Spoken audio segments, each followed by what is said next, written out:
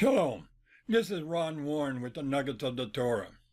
This week's teaching is the 5th parsha of Deuteronomy and the 48th parsha of the Torah, and it's called Shofrim, which means judges. Compared to the other 5 books of the Torah, Deuteronomy is a confusing book, and here's why. Genesis is a story. Exodus and Numbers continue that storyline. Leviticus, although it moves from the story, gives us the legal processes of living with God in the midst of the camp. But how do you handle Deuteronomy? Here's the facts. There are 34 chapters in Deuteronomy, and chapters 12 to 26 covers many laws. And this is the reason we know Deuteronomy in English as the second law of the Torah. This parsha is one of 3 that represent these instructions or laws.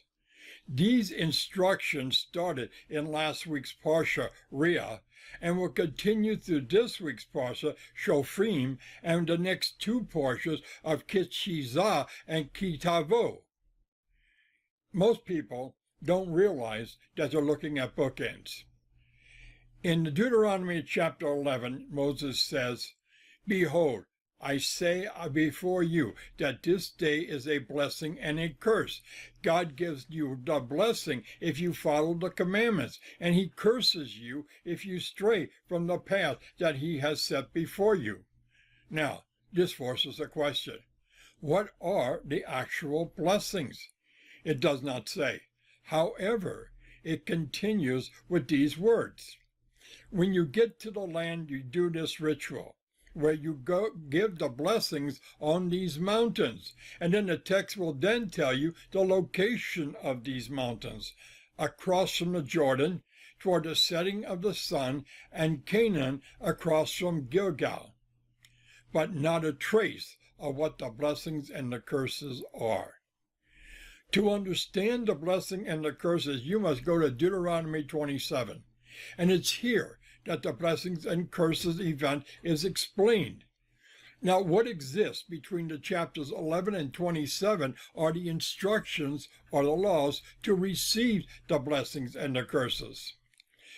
You know, God's greatest prophets worried continually about telling people what they believed God told them. They often had doubts about it if they were correct. And they wondered if what had entered into their mind was divine in origin. Please understand, while being a prophet is a great and honorable thing, they load it with danger and difficulty. It is not something to be sought, and telling someone what you believe to be a word from the Lord is no trifle thing. And the Bible's prophets are the greatest examples. Moses was addressing the people about these commandments from God. And right in the middle of his speech, Moses takes a break from the commandments and spoke to them about the coming Messiah. Look at verse 15. "The Lord your God will raise up for you a prophet like me from among your brothers, and you must listen to him." He's speaking about Yeshua. There are 2 things to note about this description of the Messiah. Moses said, first of all, that Yeshua be like a prophet like me. Now, how will Yeshua be like Moses? Remember, Moses was a very unique prophet, and out of all of the prophets, he was the only one God spoke to face.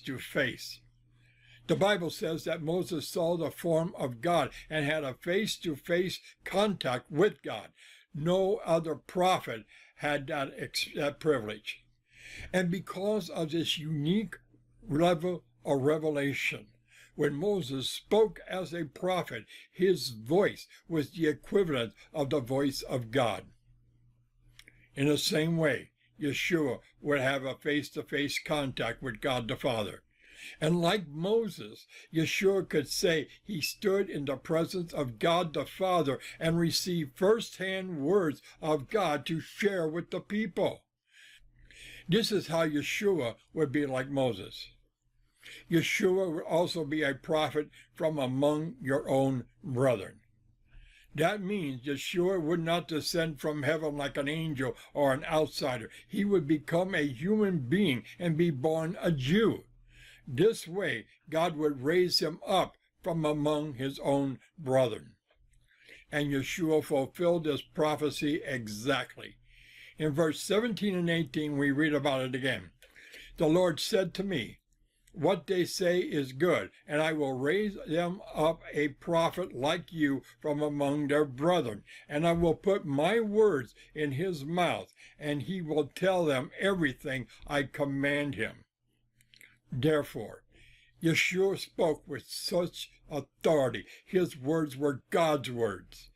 God the Father had placed in Yeshua's mouth the exact words Yeshua was to speak. And as the people listened to Yeshua speak, and the way he spoke struck them, he carried himself with so much authority, and he differed from the teachers of the day who did not speak with all that much authority. And then Moses proved his authority by casting out an evil spirit out of a man who was in the audience. The people were shocked. They had never seen anyone conduct themselves with so much authority. But they shouldn't have been surprised. Moses had predicted that someone would come with an incredible amount of authority, and now Yeshua, the Messiah, was standing in the synagogue before them. The Messiah was supposed to be a prophet like Moses, and because of this, the Messiah's work and life must reflect the pattern set by Moses. You know, there's a midrash that often refers to Moses and the Messiah as the first Redeemer and the ultimate Redeemer.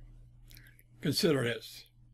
Both Moses and the Messiah were born in a time of national bondage. Both Redeemers appeared after Israel waits for generations for redemption. Both Redeemers are destined to break the bondage of Israel and lead her into the promised land. Both perform unparalleled signs and wonders to validate their ministry. Both act as the role of lawgiver and a singular authority of the Torah. Both filled the role of intercessor between God and the nation. And both do the work of reconciliation, renewing God's covenant relationship with Israel when that covenant became compromised. No other prophet reached the level of prophecy that Moses operated. But the book of Hebrews demonstrates that the Messiah's revelation succeeds that of Moses. The Messiah was like Moses because he alone speaks directly for the Father. Now, God had very strong words for those who did not listen to his words. Verse 19 reads, if anyone does not listen to my words that the prophet speaks in my name, I myself will call him to an account. God is talking about eternal judgment in hell. That's how God calls people to account. Therefore, what does that tell us?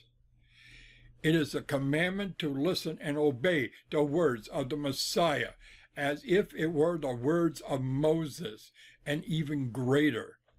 By calling him a prophet like Moses and instructing us to heed him, the Torah grants his own authority to the Messiah. Shalom. Until this next week's episode of the Nuggets of the Torah. And if this teaching has been a blessing to you, consider subscribing to this YouTube channel.